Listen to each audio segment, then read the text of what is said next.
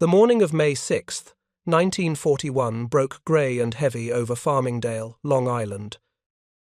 The air tasted of wet grass and engine oil. On the muddy airfield beside Republic Aviation's factory hangar, a handful of engineers stood in silence, hands shoved deep in their coat pockets, watching a shape emerge from the mist. Preparing and narrating this type of story took us long efforts and hard work. So if you are enjoying the story, please consider subscribing to our channel. It wasn't supposed to look like this. The prototype that rolled toward them dwarfed everything they knew about fighters. Twice the weight of a Spitfire, heavier than some twin-engine bombers. Its fuselage was broad as a barrel, its nose jutted forward like the snout of some prehistoric beast, and beneath its wings sat landing gear so tall, the mechanics joked you could walk under them without ducking. Test pilot Lowry Brabham climbed into the cockpit, pulled his goggles tight, and fired the Pratt Whitney Double Wasp. The sound wasn't just loud, it was volcanic. 2,000 horsepower shook the ground. 18 cylinders, arranged in 2 rows, spun a propeller blade over 12 feet across. The exhaust pipes ran along each side of the fuselage, carrying waste heat back to a turbo supercharger buried deep in the aircraft's belly. The whole machine looked impossible, and that morning everyone wondered if it would fly or simply tear itself apart trying. Brabham didn't wait for the doubters. He opened the throttle, shoved the stick forward, and the fighter lurched down the grass strip. The telescoping landing gear, 9 inches shorter when retracted than when extended, absorbed the bumps. The tail lifted, the wheels left the earth. And for the first time in history, the Republic XP-47B Thunderbolt rose into the sky. Within minutes, Brabham was over Mitchell Field, banking hard, pushing the aircraft through its paces. When he landed, the engineers crowded around, asking the same question. "Well?" Brabham pulled off his helmet, wiped sweat from his brow, and said simply, "She flies." But nobody that day could have predicted what came next. That this ungainly monster, born from desperation sketched on the back of an envelope during a train ride, would go on to destroy enemy aircraft at a ratio that defied belief. That it would become the backbone of American air power in Europe. That pilots would trust it with their lives more than any other fighter in the war. This is the story of how one engineer made the impossible, and how the P-47 destroyed 19 planes for every one loss. If you're enjoying this deep dive into the story, hit the subscribe button and let us know in the comments from where in the world you are watching from today. To understand how the Thunderbolt came to exist, you have to go back 2 years earlier to June 1940, to a windowless conference room at Wright Field in Dayton, Ohio, where the future of American fighter aviation was being decided by men who had run out of options. Seated around a scarred wooden table were officers from the Army Air Corps, engineers from the power plant laboratory, and 2 men from Republic Aviation. One of them was Alexander Kartveli. Kartveli wasn't American by birth. He was Georgian, born in Tbilisi in 1896 when it was still part of the Russian Empire. He had fought in the First World War, been wounded, studied aviation engineering in Paris, and arrived in the United States in 1927 as a penniless immigrant with nothing but blueprints and ambition. By 1940, he was Republic's chief engineer, the man responsible for turning ideas into flying machines. But that afternoon in Ohio, he wasn't there to celebrate. He was there to hear bad news. The officers delivered it bluntly. The lightweight fighter program, the one Kartveli had been working on for months, was cancelled. The XP-47 and the XP-44, both built around the Allison V1710 engine, were inadequate. Europe was burning. The Luftwaffe's Messerschmitt Bf-109s were cutting through Allied fighters like paper. Intelligence reports painted a grim picture: heavily armed German aircraft that could climb fast, turn tight, and fight at altitudes where American designs simply gasped for air. The Air Corps had bet on lightweight interceptors, and the bet had failed. What they needed now was something entirely different, not small, not light, but lethal. The new requirements were brutal: 850 caliber machine guns, armor plating to protect the pilot, self-sealing fuel tanks, a turbocharged engine for high-altitude performance, and enough ammunition to sustain a real fight. Kartveli listened without speaking. He knew what those requirements meant. You couldn't build that aircraft around an Allison. You couldn't build it light.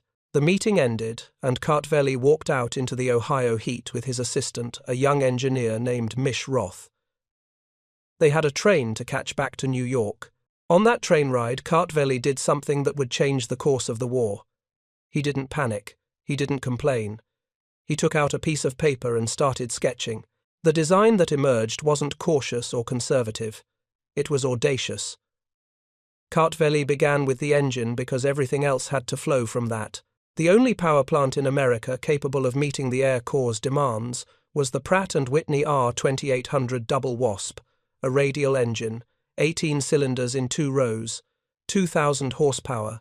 It was the same engine being tested in the prototype Vought Corsair, and it had just pushed that aircraft past 400 miles per hour. But power alone wasn't enough. At high altitude, where bombers flew and where fighters had to escort them, air grew thin. Engines choked. Performance collapsed. That's where the turbo supercharger came in. Kartveli had used turbochargers before on earlier designs. The concept was elegant. Exhaust gases from engine spun a turbine at 60,000 revolutions per minute. That turbine drove a compressor, forcing high-pressure air back into the engine's intake. The result was an engine that could breathe at 25,000 feet as easily as it did at sea level. But integrating a turbocharger into a fighter was anything but simple. The turbine had to sit somewhere in the fuselage. It needed ducting to carry exhaust back and compressed air forward. It needed intercoolers to cool that compressed air before it entered the engine, or the whole system would overheat and fail. And all of this had to fit inside an airframe light enough to fly and strong enough to survive combat. Most designers would have given up. Kartveli did the opposite. He designed the turbocharger system first, and then built the airplane around it. He placed the turbo in the rear fuselage just behind the cockpit. 2 large ducts ran along either side of the pilot, carrying exhaust gases back from the engine. Compressed air flowed forward through an intercooler mounted beneath the engine. The layout was unconventional. It was complicated. But it worked. And it meant that if the turbo took damage in combat, the pilot still had an engine up front that could limp home. With the propulsion system roughed out, Kartveli turned to the wing. His primary concern was wing-loading the ratio of an aircraft's weight to its wing area. Too much weight on too little wing, and the fighter would handle like a brick. He estimated the aircraft would weigh around 12,000 pounds in combat configuration. On the back of that envelope, he sketched a semi-elliptical wing with 300 square feet of area. It was the same wing design philosophy he'd used on earlier Seversky aircraft, clean, aerodynamic, efficient at high speed. The wing would carry 8 Browning 50 caliber machine guns, 4 in each wing panel. The guns would be staggered to allow side-by-side ammunition boxes, each holding 350 rounds. All 8 guns firing together would throw nearly 13 pounds of lead per second into the target. Then came the propeller problem. A 2,000 horsepower engine demanded a massive propeller to convert all that power into thrust. Kartveli specified a 4-bladed Curtiss electric constant-speed propeller over 12 feet in diameter, but that created an immediate issue. A propeller that large needed clearance from the ground, especially during takeoff when the aircraft's tail was still down. If the blades struck the runway, the whole machine would cartwheel and explode. Kartveli's solution was ingenious and risky. He designed a telescoping landing gear system. When extended for landing, the gear stretched to full height, giving the propeller adequate clearance. When retracted for flight, the gear collapsed 9 inches shorter, fitting neatly into the wing. It was mechanically complex. It added weight. But it was the only way to make the design work. By the time the train pulled into New York, Kartveli had the bones of the aircraft sketched out. He refined the drawings over the following days, working late into the night with his team. On June 12, 1940, just days after that meeting at Wright Field, Kartveli submitted his proposal to the Army Air Corps. He called it the XP-47B. The Army looked at the proposal and hesitated. The design was enormous. At over 12,000 pounds gross weight, it was nearly twice as heavy as any contemporary single-seat fighter, heavier than a Spitfire, a Messerschmitt, a Zero. It dwarfed the lightweight interceptors the Air Corps had been pursuing. Some officers called it absurd, others said it would never get off the ground. But buried in Kartveli's calculations was something they couldn't ignore. Performance. The XP-47B promised a top speed of over 400 miles per hour, a service ceiling above 35,000 feet, enough firepower to shred anything it hit, and a level of structural toughness that no lightweight fighter could match. On September 6, 1940, the Army Air Corps ordered the prototype. 1 week later, on September 13th, they ordered 161 production P-47Bs and 602 P-47Cs. The total contract value was $56,499,924. Republic Aviation had just been handed the largest fighter contract in American history, and the aircraft didn't even exist yet. Kartveli later described his creation with dry humor. "It will be a dinosaur," he said, "but it will be a dinosaur with good proportions." He was right on both counts, but building the thing would prove even harder than designing it. Back at Republic's factory in Farmingdale, New York, the prototype took shape slowly, painfully. Every system presented new challenges. The engine cowling had to open at the front in a massive horseshoe-shaped collar to admit cooling air for the engine, the oil coolers, and the intercooler. The exhaust pipes had to be routed carefully to avoid cooking the pilot alive in the cockpit. The fuel tanks had to be self-sealing, a new technology that added weight but saved lives. The control surfaces had to be strong enough to withstand the stresses of high-speed dives and violent combat maneuvers, and the entire airframe had to be built tough. Thicker aluminum skin, heavier structural members, armor plating behind the pilot's seat and around the fuel tanks. Republic's workers, many of them immigrants like Kartveli himself, labored through the winter and spring of 1941. They didn't know if what they were building would work. They only knew that if it didn't, the consequences would be catastrophic. American pilots would go into combat in inferior machines. The Luftwaffe would own the skies. The war might be lost before it truly began. On May 6, 1941, the XP-47B was ready. Lowry Brabham, the test pilot, had flown nearly every experimental aircraft Republic had produced, but even he admitted this one felt different. Climbing into the cockpit was like entering a small room.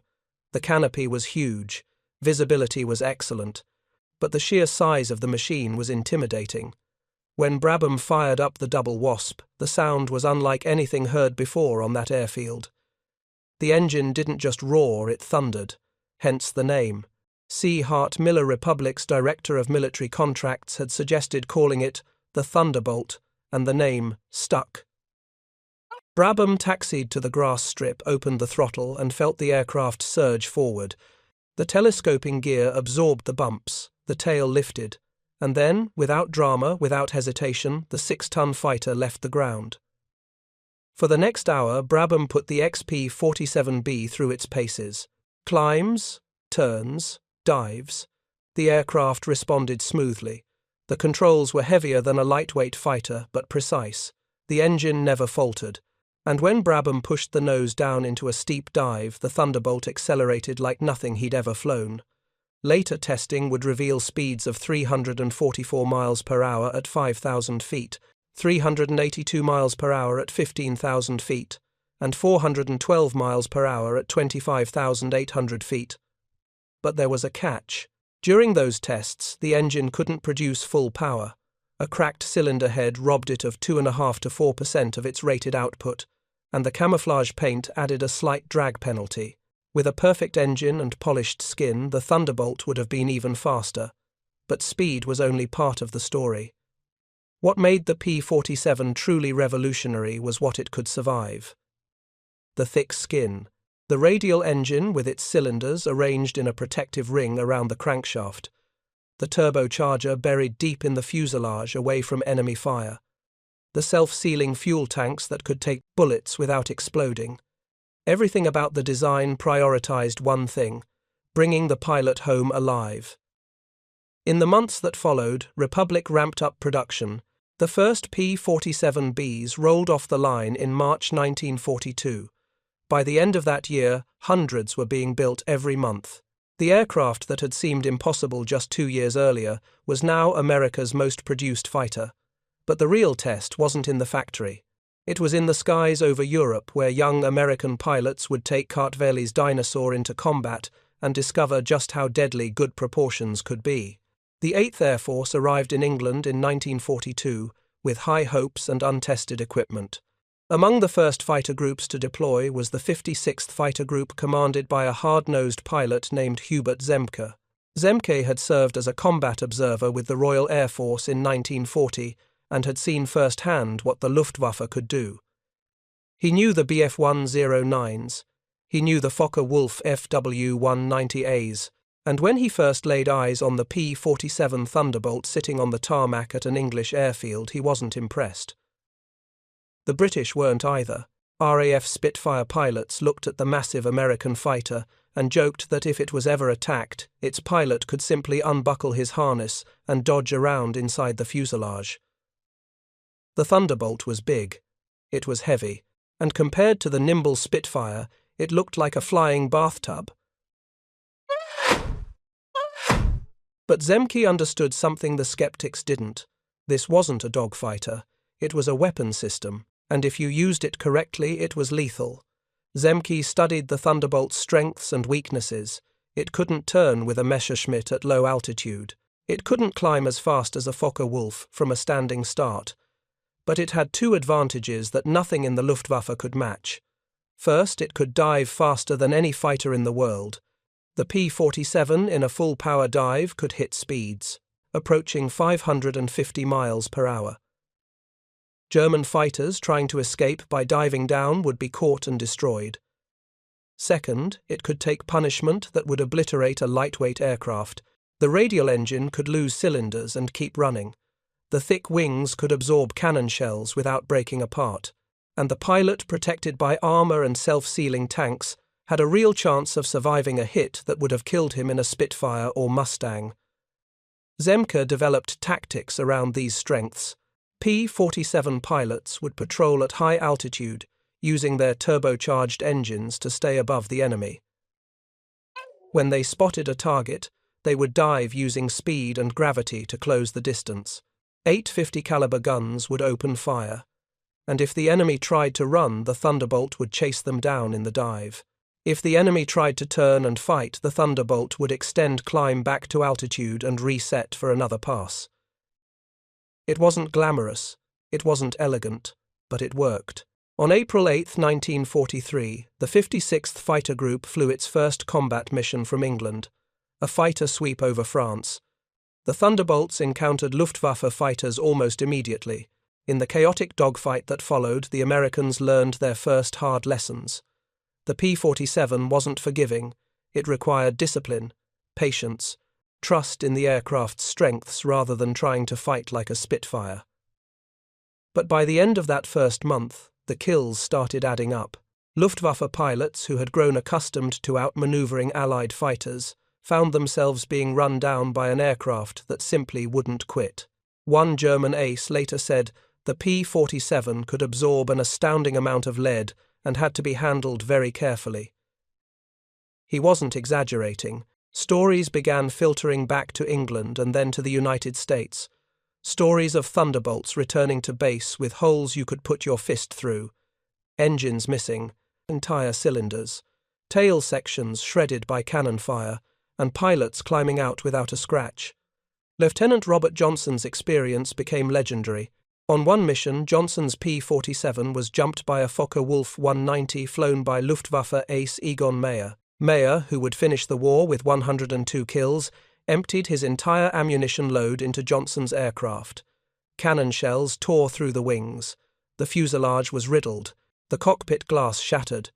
Johnson couldn't see, couldn't maneuver, could barely control the aircraft. But the engine kept running, and somehow Johnson flew that wreck back across the English Channel and landed it at his base. When mechanics examined the aircraft, they counted over 200 hits. It should have been scrap, but it had brought its pilot home. Stories like that spread through the fighter groups like wildfire. Pilots started to believe in the Thunderbolt.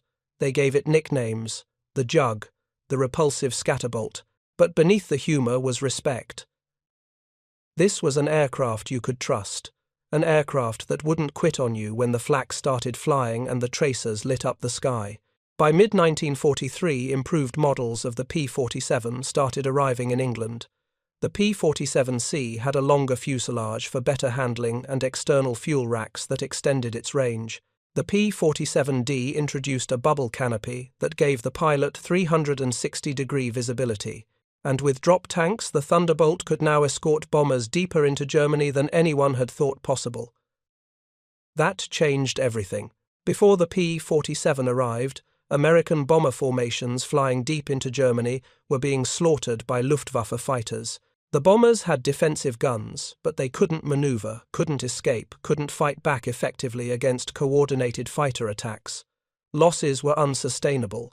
Entire squadrons were being wiped out.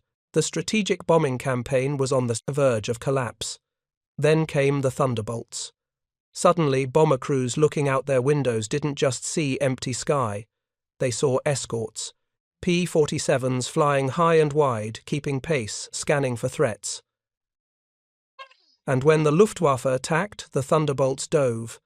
8 50-caliber guns per aircraft. 32 guns in a flight of 4. The firepower was devastating. Messerschmitts and Focke-Wulfs that had grown bold attacking unescorted bombers now found themselves being hunted. By late 1943, the tide was turning. The P-47's combat record began to speak for itself. Fighter groups equipped with Thunderbolts were racking up kill ratios that defied expectations.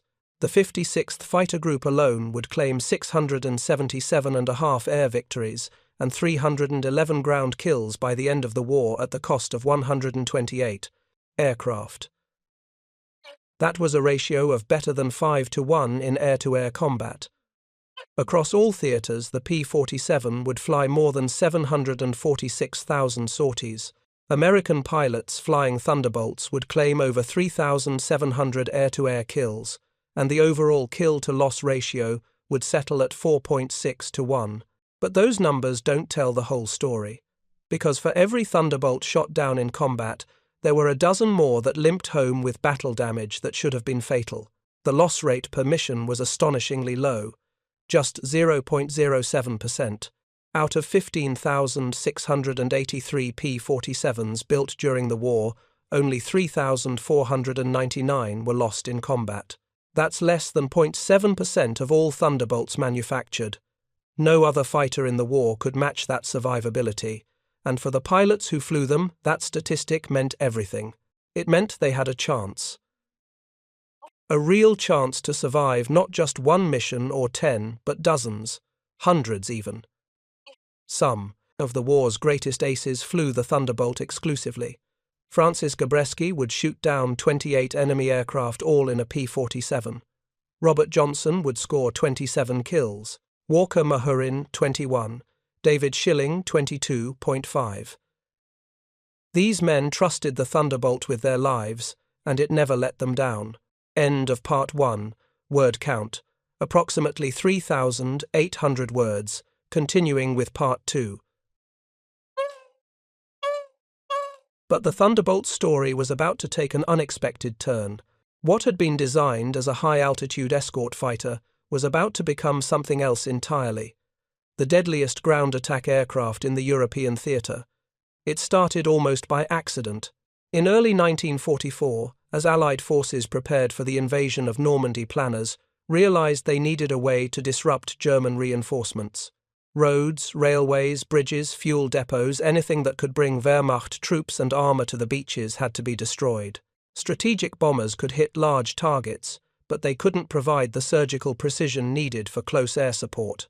What they needed was a fighter that could carry bombs, rockets and guns low enough to see its targets, but tough enough to survive the concentrated anti-aircraft fire that awaited anything flying at treetop level. The P-51 Mustang was too fragile. Its liquid-cooled engine could be disabled by a single rifle bullet through the radiator. The P-38 Lightning was effective, but there weren't enough of them. That left the Thunderbolt. Pilots looked at the massive fighter with its radial engine, its thick skin, its ability to absorb punishment, and realized it was perfect for the job nobody wanted. Ground attack, strafing, tank busting. The missions where you flew low and slow through a storm of tracers and prayed your aircraft could take the hit. Preparing and narrating this type of story took us long efforts and hard work. So, if you are enjoying the story, please consider subscribing to our channel. The P-47D was modified for the new role. Underwing pylons were added to carry bombs. 500-pound bombs at first, then 1,000-pounders. High-velocity aircraft rockets HVARs were mounted in launch tubes beneath the wings.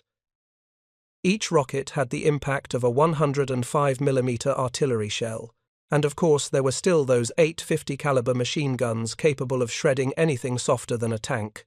In March 1944, Thunderbolts began flying low-level bombing and strafing missions over occupied France. The pilots hated it at first. Strafing was more dangerous than air-to-air combat. In a dogfight you could maneuver, evade, climb away. On a strafing run you were committed, flying straight and level at 300 miles per hour just feet above the ground. Every German soldier with a rifle could shoot at you. Every anti-aircraft gun, every 88mm flak battery had a clear shot. One bullet in the wrong place and you were done.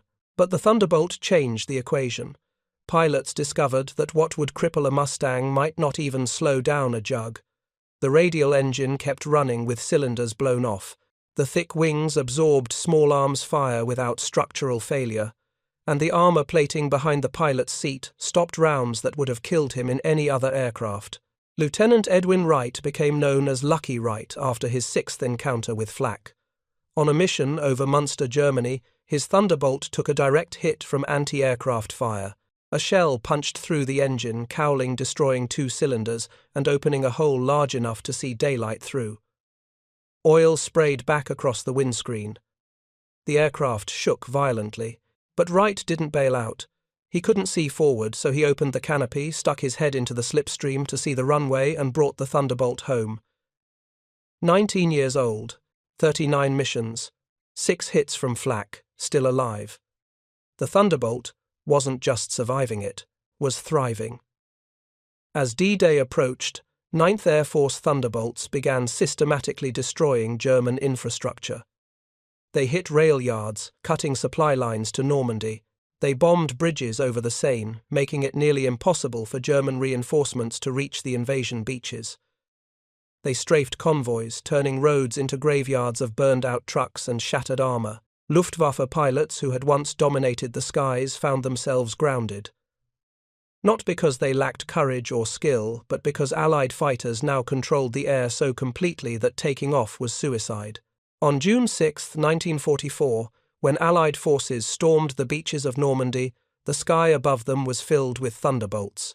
P-47 seconds flew constant patrols over the invasion fleet, ready to intercept any Luftwaffe attack. They strafed German positions inland, preventing reinforcements from reaching the beaches. They provided close air support for advancing infantry hitting machine gun nests, artillery positions, and anything else the ground commanders radioed in.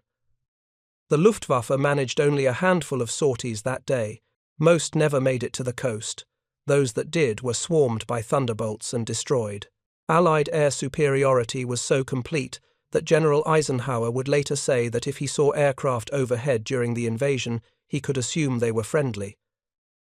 That level of dominance was unprecedented, and the Thunderbolt was at the center of it.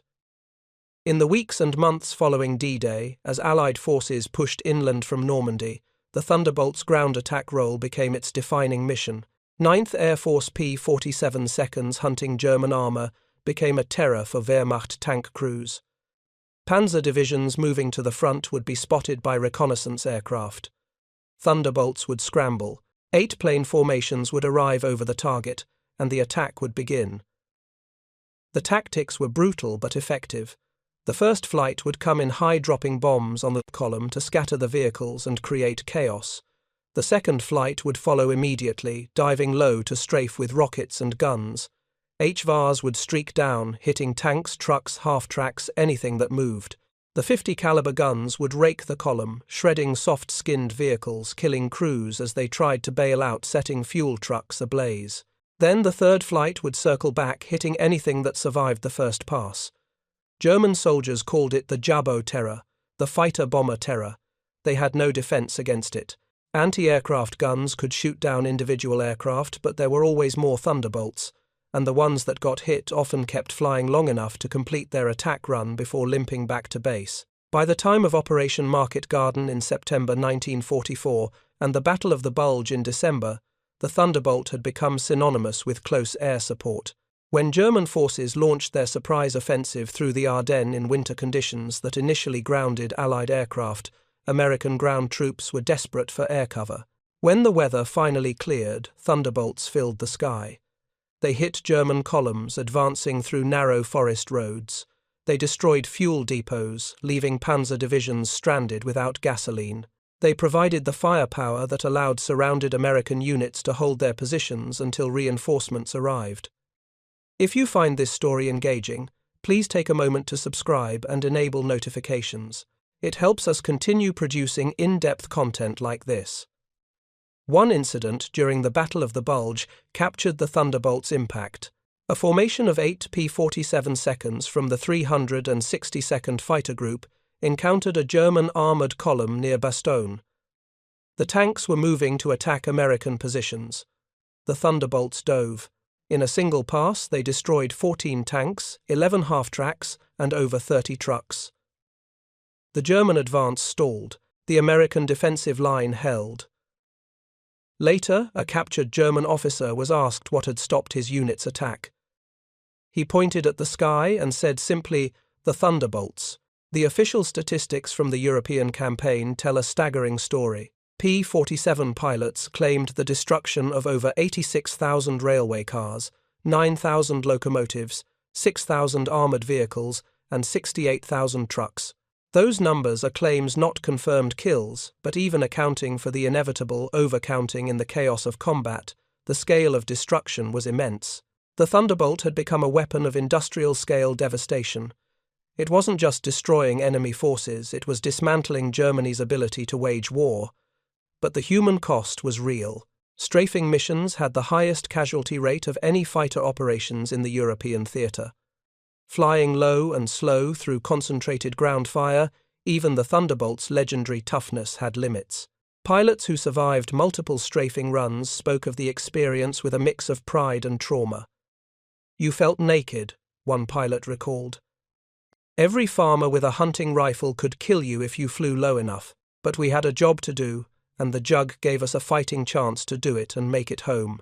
As the Allied armies crossed the Rhine in March 1945 and pushed into Germany itself, the Luftwaffe was a shadow of its former strength. Fuel was almost gone. Experienced pilots were dead or grounded. New pilots with minimal training were being thrown into combat against veterans who had been fighting for years. The Thunderbolts found German airfields virtually defenseless. They strafed aircraft parked on runways, destroying fighters before they could even take off. They bombed hangars and fuel storage tanks. They turned entire airbases into smoking ruins. By April 1945, the war in Europe was effectively over. The Luftwaffe had ceased to exist as a fighting force. German armies were collapsing, and in the skies above the chaos, Thunderbolts flew unopposed. On May 8, 1945, Germany surrendered. The war in Europe ended, and on airfields across England, France, and Germany, P-47 Thunderbolts sat silent, their propellers still, their guns cold. Mechanics, who had spent years keeping them flying, walked among the aircraft with a strange mixture of relief and emptiness. These machines had been their lives. Now what? Pilots who had flown hundreds of missions packed their gear, wrote letters home, and tried to process what they had survived. Many of them couldn't articulate what the Thunderbolt meant to them. It was more than an aircraft. It was the reason they were still alive. It was the machine that had carried them through hell and brought them home when by all rights they should have died. At RAF Duxford and dozens of other bases, ground crews began the process of preparing Thunderbolts for return to the United States or for scrapping.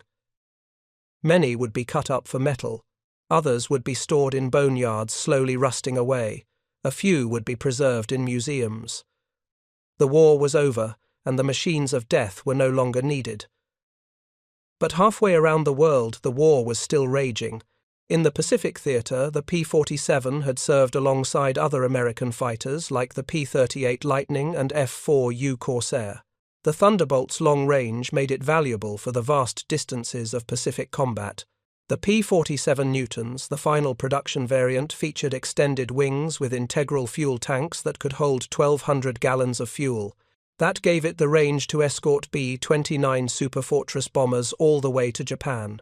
The 348th Fighter Group, flying P-47 seconds from bases in New Guinea and later the Philippines, racked up impressive kill numbers against Japanese aircraft.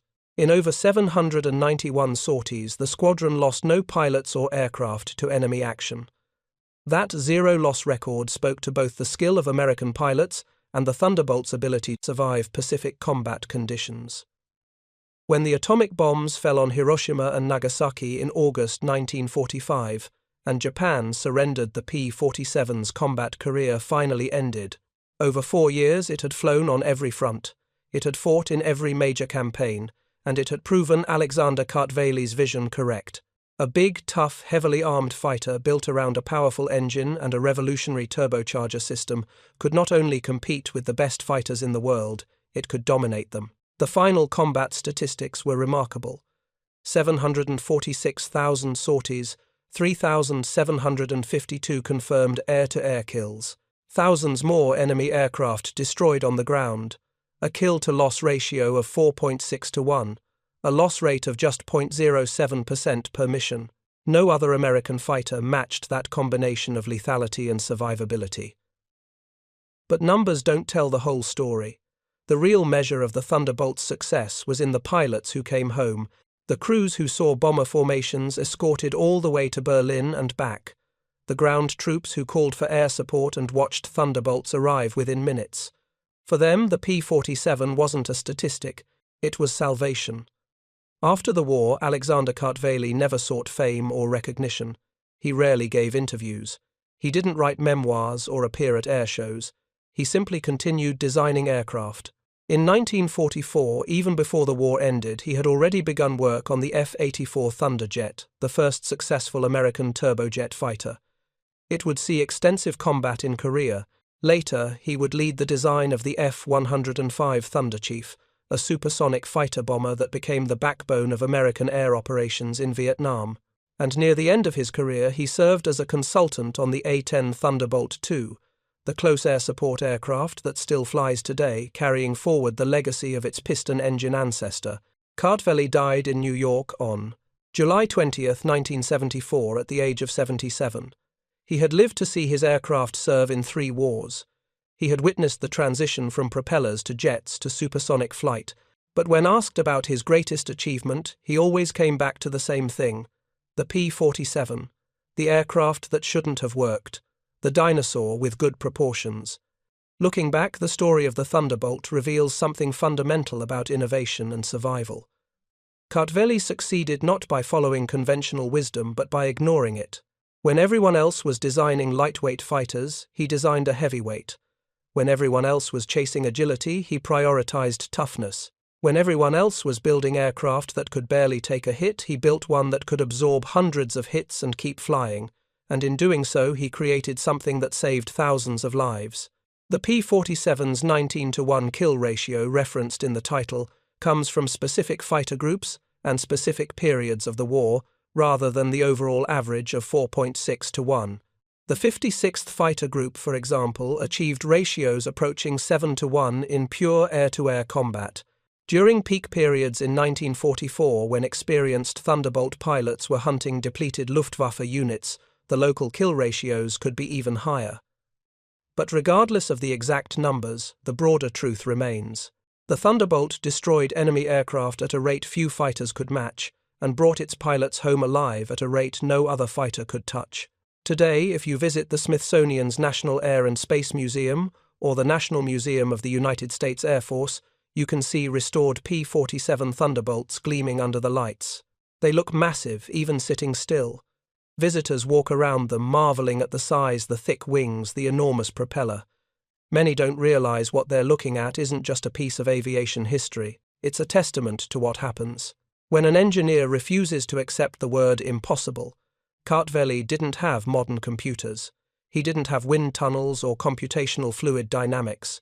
What he had was a piece of paper, a pencil, and the audacity to believe that bigger could be better, that heavy could fly, that complicated could work. And he was right. The Thunderbolt wasn't just a successful aircraft, it was a revolution. It proved that with enough power, enough engineering, and enough courage, you could build a fighter that did everything: air superiority, bomber escort, ground attack, close air support. The P-47 excelled at all of it, and it did so while keeping its pilots alive at a rate that seemed almost miraculous. There's a photograph taken in 1945 at an airfield in France. In it, a young pilot stands beside his P-47, his hand resting on the propeller blade. The aircraft's nose is covered in kill markings. The fuselage shows patches where battle damage has been repaired. The pilot is smiling, but his eyes are tired. He's 22 years old. He's flown 70 missions. He's been shot at more times than he can count, and he's still alive. Because of the aircraft standing beside him, because Alexander Kartveli refused to believe that a 6-ton fighter couldn't fly, because Republic Aviation's workers built every Thunderbolt like their own sons would fly it, because test pilots like Lowry Brabham pushed the prototypes to their limits and beyond, because mechanics worked through freezing nights to keep the fighters flying. Because of all of that and more, this young pilot lived to see the end of the war. That's the real story of the P-47 Thunderbolt. Not the statistics or the kill ratios or the technical specifications. It's the story of people. People who believed they could build the impossible. People who bet their lives on an aircraft that everyone said was too big, too heavy, too complicated. And people who came home because that impossible aircraft turned out to be exactly what the world needed. When you face something that seems impossible, when conventional wisdom says it can't be done, when every expert tells you to give up, remember Alexander Kartveli on that train from Dayton to New York. He didn't have all the answers. He didn't have certainty. What he had was a problem that needed solving, and the refusal to accept failure as inevitable. He sketched an aircraft that defied every rule of fighter design. He built it around a system so complicated most engineers said it would never work. He made it twice as heavy as any contemporary fighter, and promised it would still fly faster, climb higher, and fight harder than anything in the sky. And he was right. The impossible became real. The dinosaur learned to fly, and 19 enemy aircraft fell for every Thunderbolt lost. That's not just engineering. That's vision. That's courage. That's the kind of thinking that changes wars and saves lives, and reminds us that the word impossible is often just another word for hasn't been done yet. So the next time someone tells you it can't be done, think of the Thunderbolt. Think of Kartveli with his envelope and his pencil. Think of Brabham lifting that 6-ton fighter off a grass runway in Farmingdale. Think of the thousands of pilots who climbed into that massive cockpit and trusted their lives to good proportions. Because sometimes the impossible is just waiting for someone bold enough to try. For more detailed historical breakdowns, check out the other videos on your screen now, and don't forget to subscribe.